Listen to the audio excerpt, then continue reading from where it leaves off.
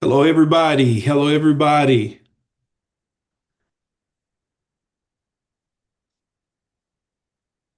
All right. Hello, everybody. Hello, everybody. Hello, everybody. Hello, everybody. Hello, everybody. All right. Hello, everybody. Great, great, great. Hello, everybody. Hello, everybody. Hello, everybody. Hello, everybody. All right. Hello, everybody. Great.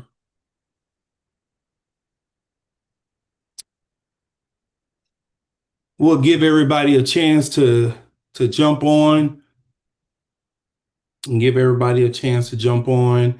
And make sure when you jump on to share and share alike, share and share alike, share and share alike. If you hadn't subscribed, you can subscribe to this channel. Go ahead and share. This is the Yeokum and Doughty podcast, the empowered educator conversation. We're just going to have a conversation about empowering teachers, empowering educators, especially the new ones, especially those who have decided to take on this great and beautiful task of teaching and learning. So go ahead and share, go ahead and share, go ahead and share, go ahead and share.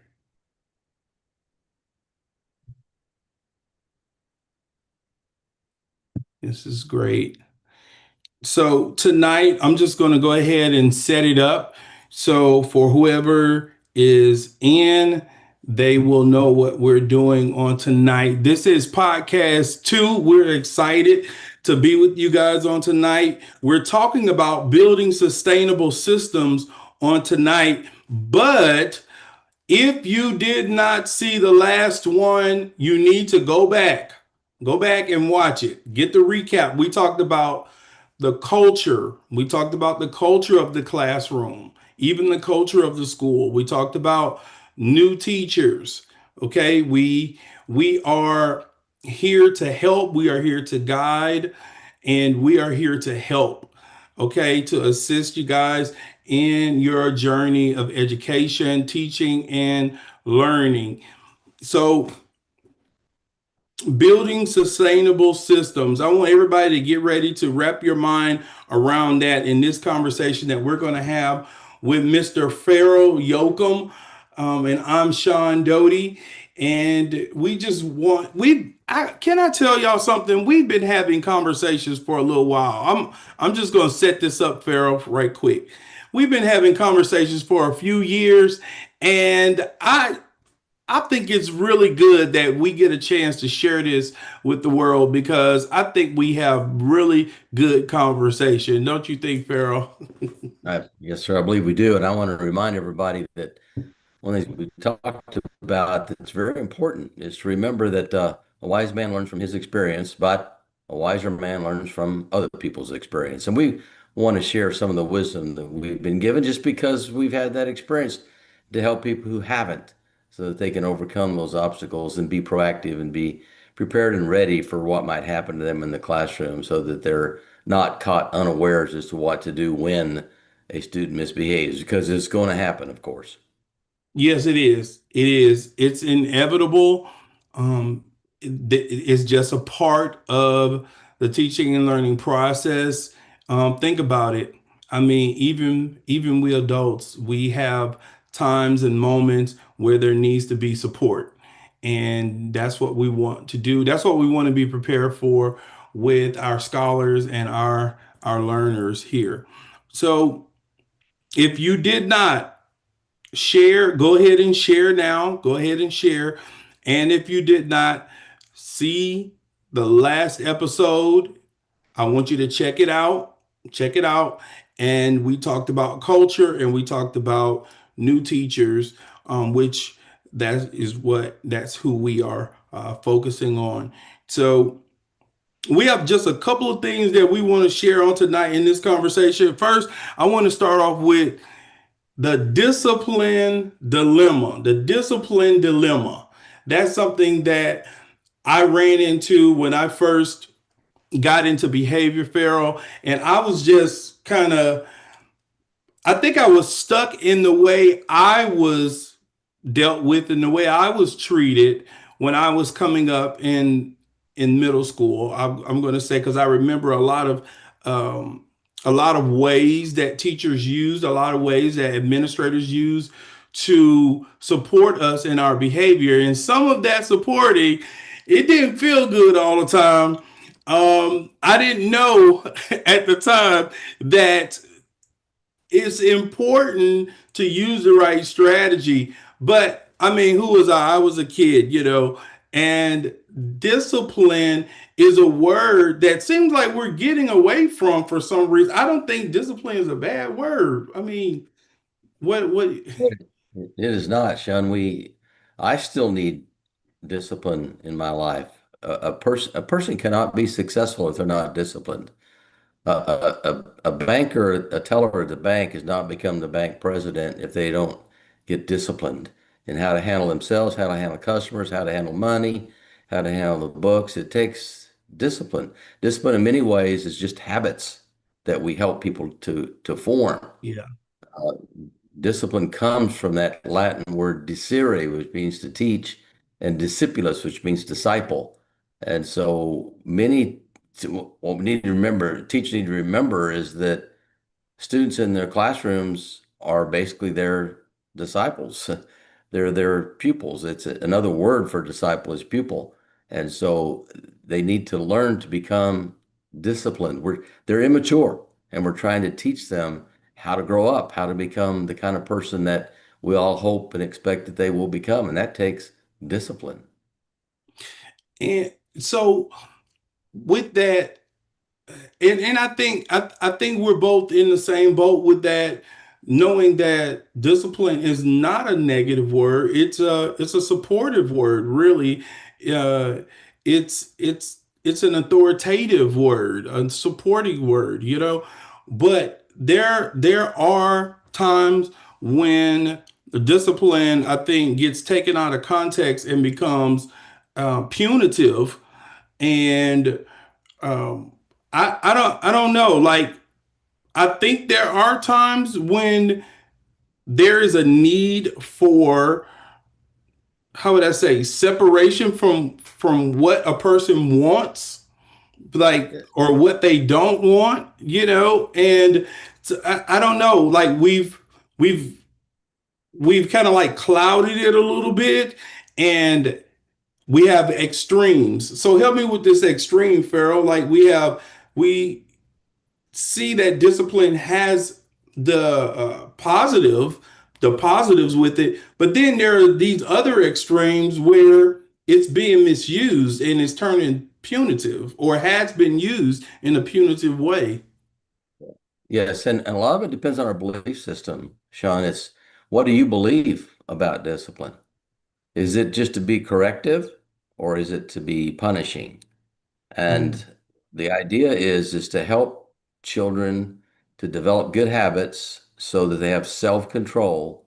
And that means that when they aren't acting as they should, what we need to do is to help them to consider their ways and what they're doing and help them to learn to correct that behavior. If you are simply punishing them, then all you're doing is helping them to know, well, that really hurts. I may avoid that again because of punishment, but I haven't learned a good habit. I've just learned to Hmm. avoid punishment. So sometimes when we correct and give a consequence, sometimes that could hurt a little bit. So the line can become slightly blurred.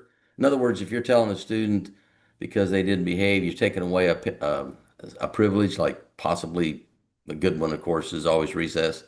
So you're not going to get recess or recess. You're going to sit beside me. You're not going to get your recess. Well, that's to help them to learn. And hopefully while you're sitting with them, you're going to say, now, Sean, the reason why you're here is because you chose to do this and that. And let's talk about that because I'm sure you'd rather be out there at recess. And I'm not trying to punish you, I'm trying to help you to learn how to have self-control. But it's a little bit of punishment because that kid didn't get to participate with his friends. I like the statement that you made about beliefs. What's your belief system?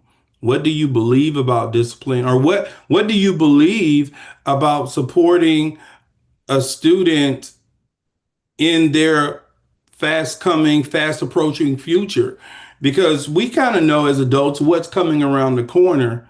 So how do we handle that rhetorically speaking? How do we handle that? So, I like that statement about what's your belief system because I think there may be some times where we ourselves as educators need to unlearn some things and Yes. need to unlearn that hey, just because I say stop, that does not make the situation better.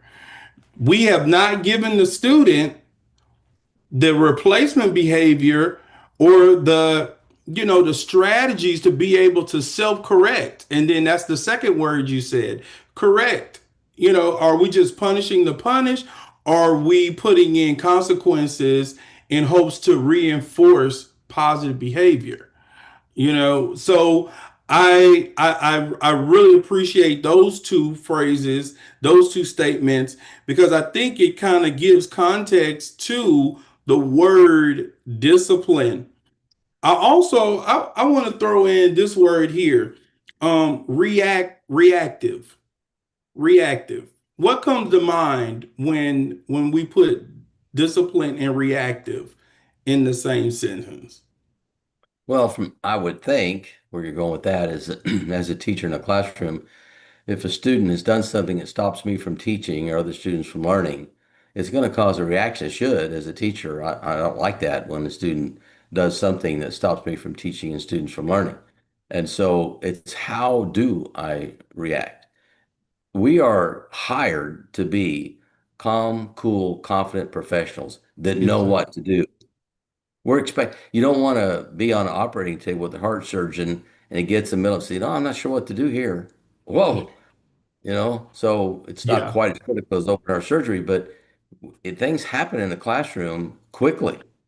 I had to do a little training today, and one of the teachers was telling me about a situation in their school where a student had pushed a teacher down the stairs who was pregnant. Well, that boom, there it is. Now, how are you going to handle that? So you have to react and react appropriately. But some of the minor things happen in a classroom, like being tardy or not having your homework or blurting something out that they're not supposed to. If you respond lovingly, the idea is to be corrective. If you are not a loving individual, then often it's more as punishment. Those overlap a little bit. You sometimes loving someone, you still feel like they need this punishment. So it isn't void of love, but typically a loving person has in mind, how can I get them to do what I'm asking them to do? Is if a student has cheated on a paper and you bring him in and say, you just cheated, give me that paper, I tear it up in front of him, it's a zero, and you slam your book, he gets, go and sit back down. Well, that's punishment. But if you say, hey, it's obvious that you cheated on this, and so Sean, we need to talk about it, and there's a consequence. I'm gonna have to give you a zero, but I'd like to talk to you about this need that you seem to have to cheat on the test because I want to help you. You don't have to say all those things, but if you love your children in your classroom, your desire is to help them to their human formation, which Yeah. needs to be attended to, that's your ultimate goal. Each one of your students comes to you the way they come to you. You have to Mhm. accept them the way they come to you. The parents aren't keeping their best at home and sending you the rest. They're sending you the best they've got. Yeah. And and you've got to accept them the way they are. And then help them as your disciple to mold them into the kind of person. School is more than a place to learn reading, writing, arithmetic. It's learning to become a person who knows how to handle themselves This world is full of difficult things, and we want to develop young people who know when they graduate, they know how to handle things. The statistics show that 40% of our children that graduate from high school today can't read. What?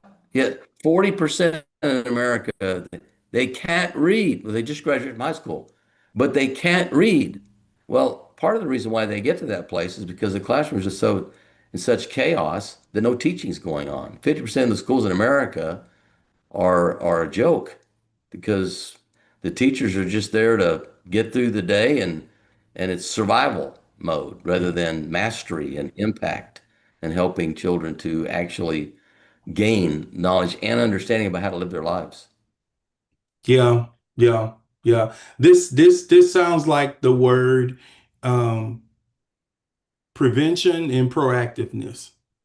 It so sounds like that in the world of behavior, being being prepared um, for positive support, being Yes. prepared to Right. actually help this student or these students to be successful, even in the midst of mistakes.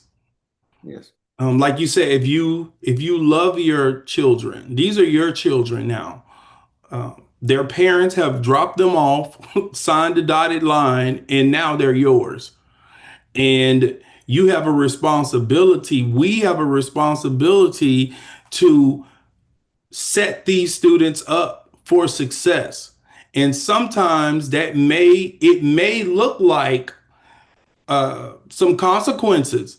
But at the end of the day, if we're proactive, if we're preventative, if we're corrective, if we have a mindset to make an impact in our lives, whether that be academically or socially, then we have a leg up now. You know, when the student blurts out or yells, or even if they make an F on a test, and you know that the information was given or whatever, and there were times where they could have come to you, like now you're ready because this is not a punitive matter, this is not a reactive matter, this is a loving matter, this is a matter of support. We want to see you succeed.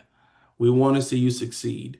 I want to throw this in there too. I think you spoke to it a little bit, but I think, you know, we all as educators need to remember that there's formation happening, there's development happening, psychologically speaking.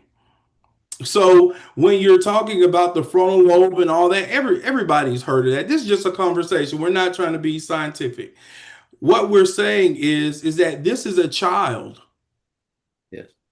It's a they're a child. They are not an adult. They're growing. But the important aspect of their lives is that there are adults that are in the room that are ready to handle what they're dealing with.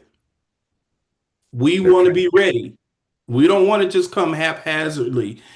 Right. And you taught us that, Pharaoh. You taught us that to be ready, to not just for the content, but to be ready with a positive culture. You know, like, you know, that is it's so important because children don't really care how much you know until they know how much you care. Exactly. So when they know, you know, that's preventative as well because you're getting to know them. That goes along with the parents too. Yes. So we're we got on a little slippery slope. Well, maybe it's a slippery slope for me because behavior is my baby, and it's yours too. But I know that you just have wells of knowledge in regard to this stuff. So with that Right. being said, how do we build something, a system that works? How do we build a system that works? Or what could this system look like uh, when it comes to building sustainable systems? Well, you have to, of course, be intentional and to remember that when we're communicating with people, only 7% of our words, only 7% of communication are the words that we use. 38% of it is tone of voice, and 55% of it is body language. So Wow. a lot of it has to do with not just the words that you say, but the way in which you say them. So my advice to these new teachers, and really even other teachers who are frustrated, today is July the 16th, and in about 3 weeks, kids are going to come into your room, and ready or not, here they come. Here they come. So if you want to have order in your room, you need to give some thought to what the first minute of the first hour of the first day is going to look like. And really, because how you start has so much to do with how you finish. You've got to build a relationship. Respect, of course, needs to be two-way. You Yes, sir. respect them, they respect you. Sometimes you don't have that. But loyalty is one way. You have to be loyal to your students regardless of whether they're loyal to you. And so you've got to be a warm, caring individual. And I highly recommend starting the year off with a speech. And I used to have one, and it used to go somewhere along the lines of, I'm Farrell Yeokum. I have the privilege of being your teacher this year. I know that you don't know me, and you didn't choose me because I was on your schedule. But in some ways, I chose you because I chose to be a teacher. And why? It's because I love what I'm doing, and I care about every one of you. You're now in my charge, and I am going to do all I can to make sure that I teach you all that I know about science, which is a lot, and you're going to enjoy it because there's a lot of great things to learn about this subject. But my Yeah. main thing I want to do is to make sure that as we work together, that you realize that in order to be successful, I have expectations from the way that we're going to treat one another. And this is a golden rule classroom. We, I will expect everyone to do unto others as you would have them do unto you. That's a rule in this classroom.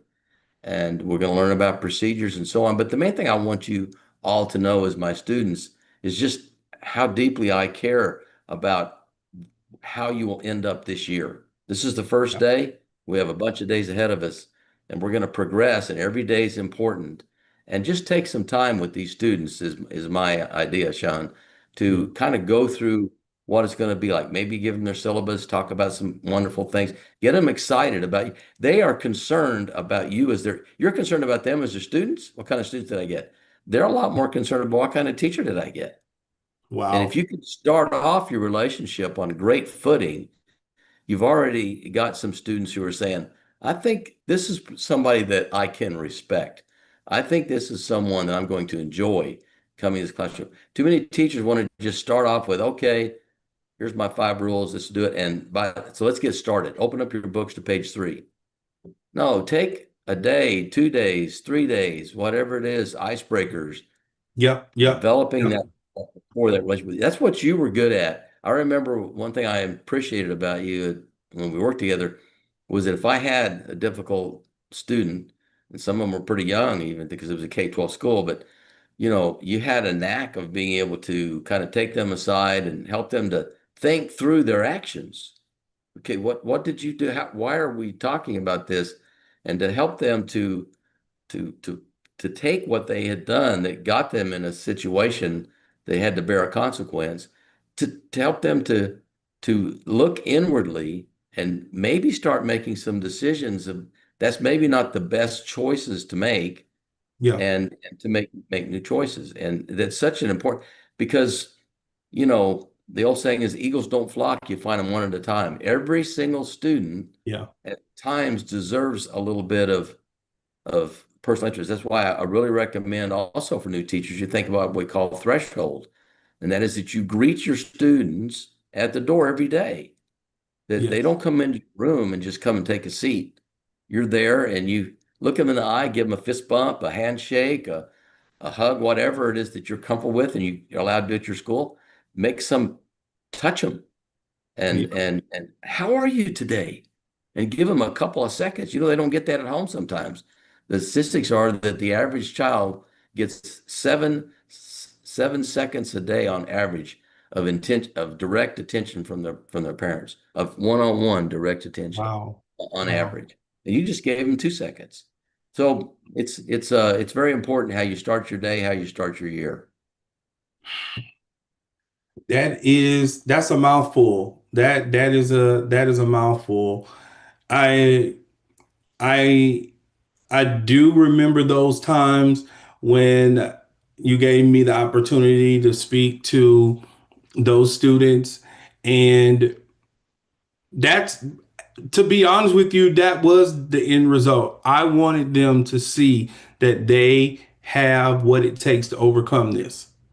This is not who they are. What they did is not who they are. That's right. And I'm not going to hold you to that. And if we are doing that, let's think about that really hard. Let's really be mindful of holding a student to a behavior when it's not necessarily the behavior. The behavior is only communication. That's what it is. So you're finding out what the function of the behavior is. Is it because they're trying to get attention? Is it because they're trying to get control? Is it because they're trying to avoid something? Or it could be it's because there's some type of stimuli. If you have a student that is on the spectrum. So we need to be mindful of those things and not hold a student so much to their behavior as opposed to, just letting them know this is not the appropriate behavior in this moment. Yeah. And And another thing that can happen, Sean, that that is interesting and that I think everybody realizes sometimes they're seeking status amongst their peers, especially in grades 5 through 9. That age group, yes, what their peers think of them is a whole lot more important than what you think of them. And so it makes it a little more difficult. Teachers in grades 5 through 9 have got to be able to have a little bit more of the leadership abilities to help these students to get steered into the direction of doing what is right rather than trying to have their peers necessarily think well of them. Good leaders are also good followers, and if you're developing leaders in your children, yeah. they need to learn to not always try to make their buddies laugh at them or think they're cool. So question. In building systems with these components in the system, one thing that I remember doing during the course of my career is building expectations across grade levels. Building expectations across grade levels. Could you kind of like share like what was that? Because at the time I was just like, it's, of course, you're dealing with one student at a time, but we're all in this classroom, or we're all in the hallways, or we're all on this campus. But what does that mean? Building, expectations across the grade levels. Yeah. Well, as we all know, schools, let's say it's XYZ school of whatever city, that school has a reputation. Every Mhm. school, I mean, Texas has a reputation. If you go someplace, I'm from Texas, well, they think you probably drive a Cadillac and have an oil well in your backyard and have longhorn cattle back there. Come 'Cause- on. So, we have a reputation. So this school has one. And what about you as a teacher? You probably have a reputation as well. And so if you're trying to develop a good reputation, it's extremely important that your children know what your expectations are. That's why part of that first day needs to be that you explain what your rules are. They should be no Yes. more than about six. You can have 100 procedures, but just a few rules. And they're different. Procedures different from rules. The rules take effect in all at all times through procedures and so on. But these are my expectations that I have for you, or my rules. You can call me the one, I don't care. But they need to know what they are, and they should be posted, and then go over them, and maybe have your kids memorize them. I've known teachers who've done that. Give them a test over it. Send them home to the parents and sign that this is the rules of my classroom. And explain to the parents how important it is in your room that there's safety, order, and discipline. You're not ever going to allow a student to keep you from teaching other students from learning. And see, because here's the truth of it, Sean, Yeah. 85% of our kids come to us compliant, typically. About eight, it Yes. depends. Somewhere in there. And 15% don't. Well, that means in a class of 25, you've got what? three kids maybe that aren't really compliant. If so, they're the ones that are going to take a lot more of your attention. If you can work with them, you can improve that maybe to 90%, Yeah. maybe Yeah. even 95 if you never get to 100. But if you don't work with that, and your reputation is you don't know how to handle kids or the school's reputation.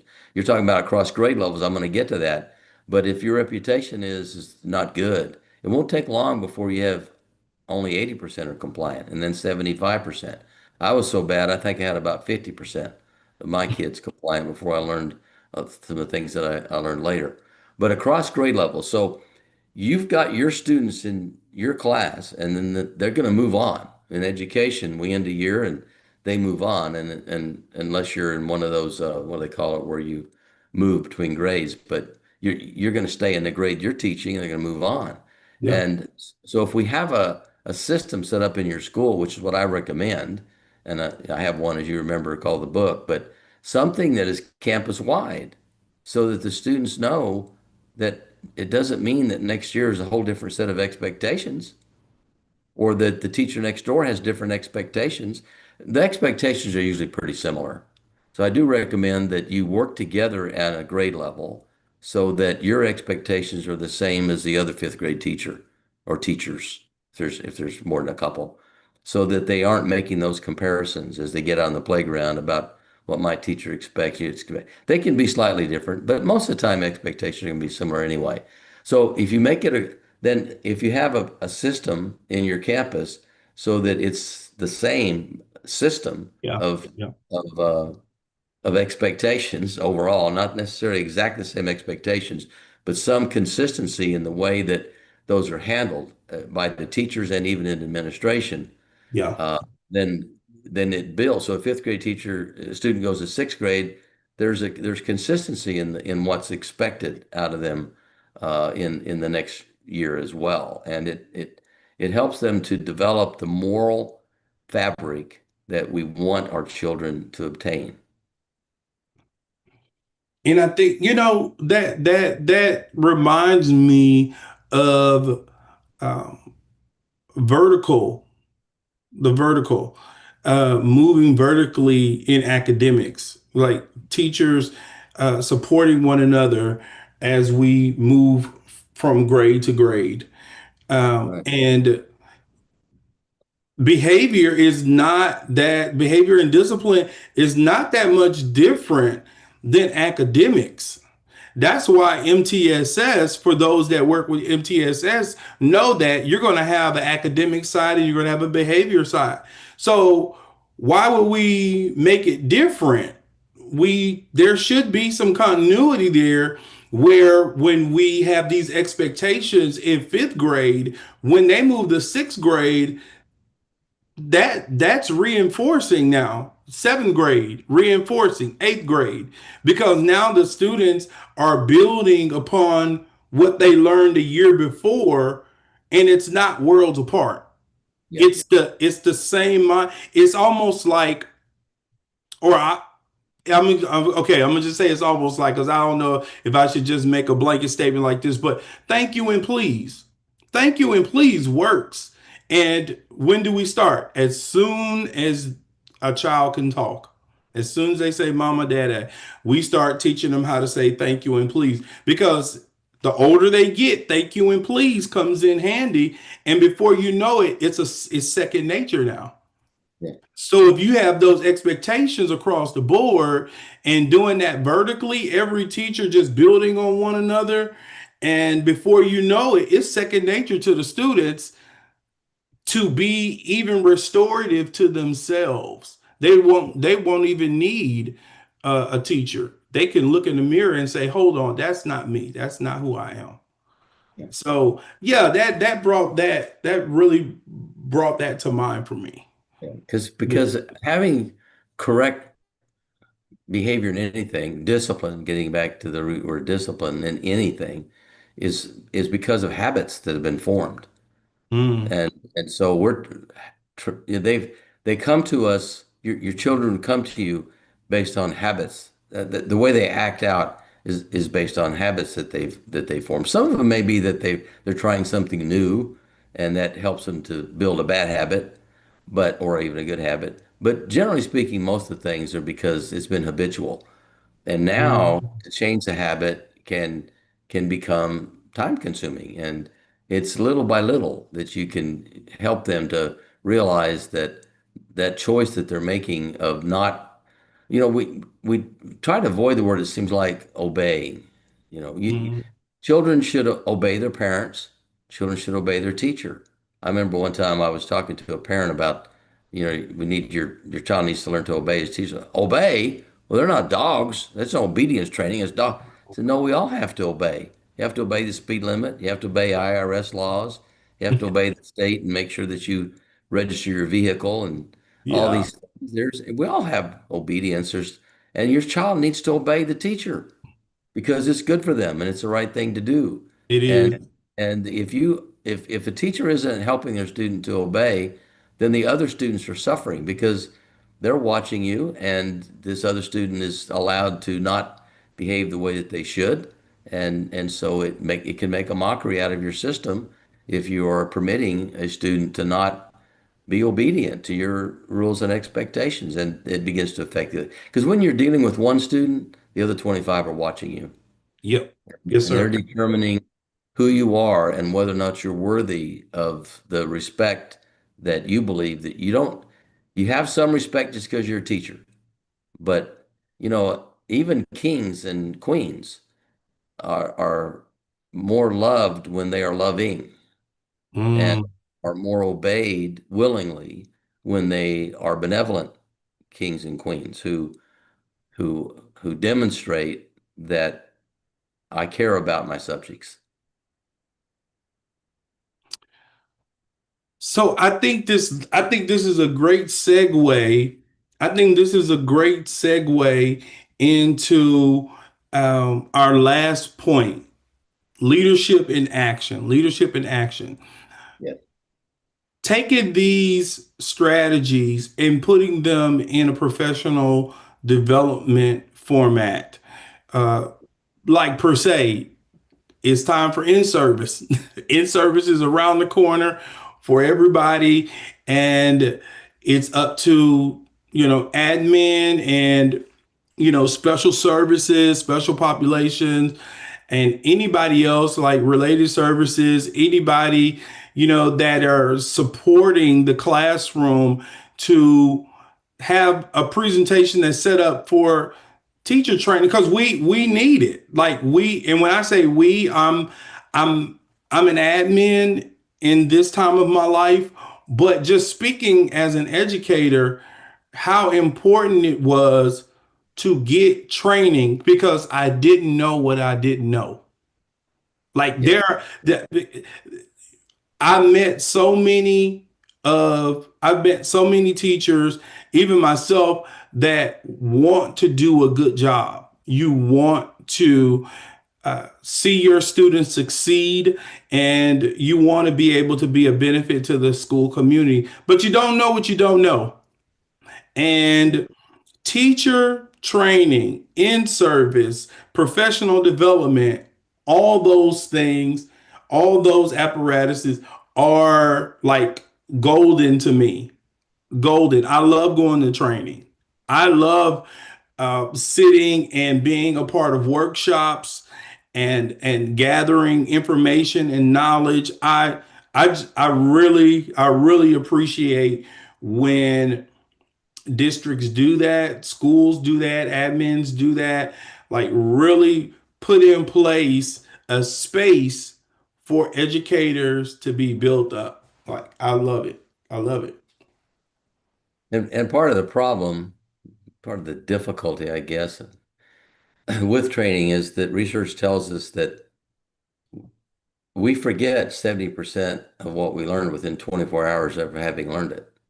We forget 70% of what was said. Yeah. So we have to make an impact that hopefully we can beat that average so that it's not just 30% that you remember after 24 hours. Can you imagine after a week, 10 days? That's the biggest challenge right now is we deliver some ideas to the people who are watching and listening is making sure that you're going to allow it to make that impact when the time comes. Yeah. I've had training teachers sometimes that, and I share with them some of my expertise, my wisdom, my what I know. And I've had them come up and say, "Oh, Mr. Yeokum, I wish I would have had this 12 years ago when I first got into teaching. You have impacted me. I'm going to take these things and it's going to change." I've been one of those people who yelled at kids, screamed at them, begged, pleaded with them to do things, and I can see that how wrong that is, and I want to change. And I see them 3 weeks later, and hey, how's it going now in your classroom? It's going okay. They didn't change anything. They wanted to. They felt like that they would, but they didn't. So you cannot make your students learn and behave. We cannot make you learn this stuff either. You have to decide that you're going to. And Yes. even if you just take out of these sessions that you and I put together, just one or two things that you can really implement, Yes, because you're sir. not going to remember all of it, but take one or two things and put it into practice the first hour of the first day of school. Do that. Then you're going to be a whole lot. Your reputation as being a person who knows children and loves them is going to grow. Here's another thing that I see. I don't know where we're at on time. We okay? Yeah, we're good. We're right at the end. I think we discussed it last time, but teachers sometimes don't see themselves as leaders. I didn't. I thought my principal's a leader, my superintendent's a leader, I'm just a teacher. Now, when you shut that door, you're the only adult in the room. So by golly, Hmm. you're the leader by default, if nothing else. So you've got to employ some good leadership skills. And I have what I call the 5 C's of leadership I'd like to share. And wish there was some way to put them up on a board, but 5 C's of leadership are compassion. You've got to have compassion. So you've got to accept them just the way they come to you.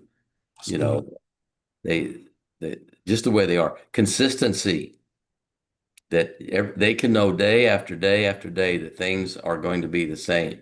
And they figure that out, and before long, they know when they come into your room, this is what we do. And if I don't, then I'm going to be held accountable for that. Communication.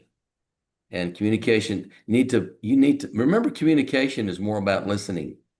Well, what does a teacher do? They're lecturing, they're up there, they're talking and talking. So they're going to, as just a result of their position, they're going to be Yeah. doing. Take some time to listen to your children. You're not going to get to where that you have a great relationship with every student in your classroom, but students see that you're willing to have a relationship with them, that you've got Joey or Raphael or whoever it is, that you've learned a little bit about what they like and stuff, Yeah. and so they're not a favorite, but you've just gotten a little closer to them, which is okay. And so students see that you're okay with being close. Children, some children are more willing to be close than others, but that communication is also listening. Competence, that you are that competent professional, that you know what to do. Nothing's going to happen in your room that you can't handle it. You need to remember to handle things that happen in your room. If you're trying to send them out the office all the time, well, they've been tardy 7 times in this month, so I'm going to send the office. Well, what do you think the office is going to do? Wave a magic wand over them? Abracadabra, you're not going to be tardy anymore? There's no magic in there. Yeah. They're going to respond far better to you as their teacher than a lecture or some sort of consequence in the office. There are things you got to send them out for. If they're throwing punches at each other, you got to get help. If they're going to smoke something, then you got to get help. I understand that. But you need to handle everything. You need to be competent about that. And courage. People don't think about teachers have to be courageous. It takes courage to teach. There's a book called, let's get that title, The Courage to Teach by Parker Palmer. I recommend it. And it impacted me to realize that part of the leadership ability of a teacher is they have to have the courage to do what is right, the courage to follow their gut instinct, even Hmm. when they're not exactly sure about things. If you're a wise person, rookies have a harder time of it, but eventually you can really learn to trust your instincts and to have the courage to follow through on those things and to not give up. Yeah. Yeah. That's powerful. That's powerful. If you are watching, make sure you get this URL, get the link, share it, so that you can get those 5 C's. Get those 5 C's. We are embarking upon school year 25-26. So it behooves us to be prepared. It behooves us to be ready. to have our heart ready, to have our heart ready. I'm gonna say it one more time, to have our heart ready, because believe it or not, they're coming. They're They're coming. coming. And I also would say this, Sean, those 5 C's are in my book, as well as I've got that full speech in there. What I say is a sample speech, one that I used to give to students. So there's a lot of resources. You know, Teach Like a Champion is a great resource. Looking up assertive discipline. There's more and more things. Subscribing to Smart Classroom Management. It's a weekly newsletter that comes out. You've got resources, you need to use them. Yeah, yeah. And with that being said, y'all, guess what? Mr. Yeokum has a book. Pharaoh Yeokum has a book. I'm always calling him Mr. Yeokum, y'all, because I that's just my mannerism. I'm from Louisiana too, y'all. So Pharaoh has a book here. I wanna show you guys. Make sure y'all got it. Okay. Um, let's uh let's go back. Let me see if I can pull that up for y'all. And by the way, if you do decide to purchase a book, I sure would appreciate getting a review. It will help me a lot. I'm not a well-known author, and the chances of it, being a big hit are pretty slim. And the heart of it, the heart of it, and the precision of it. This is not AI driven, guys. This is from experience. This is hands on in the classroom, in many classrooms, in many schools, working with many teachers and admin and parents and students. And you need this book. You need this book, Mastering Classroom Discipline for New Teachers. Mastering Classroom Discipline for New Teachers, a practical guide to create an orderly classroom, prevent disruptions, and improve student performance. Pharaoh Yeokum. So get that, go to Amazon, check it out. Check it out, check it out, check it out. All right. Also, I want to ring my bell right quick. And there's a book by the name of It's Driving Me Crazy. It's by this guy named Sean Doughty. I don't know if y'all know him or not, but it hovers around the idea of harnessing your possibilities. Everyone has possibilities. There are always moments in our lives that come along.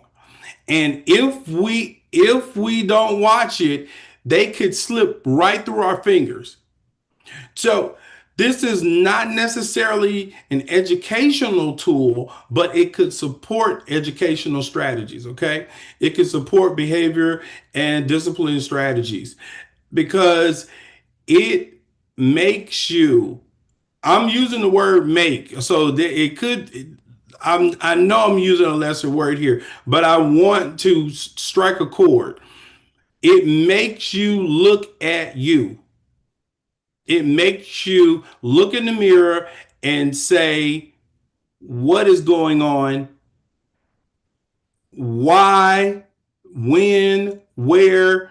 What can I do to grab hold of these opportunities? This this time, because what happened to me really quick was I had moments in my life that I let slip away because of my own lack of discipline. My own lack of discipline. And it was driving me crazy. That was driving. And guess what? You have students in your class, scholars in your class that are being driven crazy because they can do the work. They can do the work. They can make good decisions. But it's up to us as educators to set that culture of love, that culture of caring, so that they know that they are more than their mistakes. And that the moments that seem like it slipped through their fingers and they made an F, guess what? There's another test coming. For some schools, it's 175 days. So you're going to have another chance to make that grade better and pick that book up if you can, Amazon, or go to thebirthdayplace.org, or catch this QR code here. Share, share, share, and share alike. Share alike. So with that being said, we're going to go ahead and bring it to a close. Pharaoh, do you have any last words or last comments? Now, just make sure that you are thinking about that first day, how important it is. I would also say, too, that your book was what finally got me to finish mine. I was close, and I read yours about potential. I thought about that, and I needed to share what I had. So it is your. I recommend your book as well. It's a great book. But yes, just the main thing is remember how you start has a lot to do with how you finish. And with that being said, God bless y'all and good night.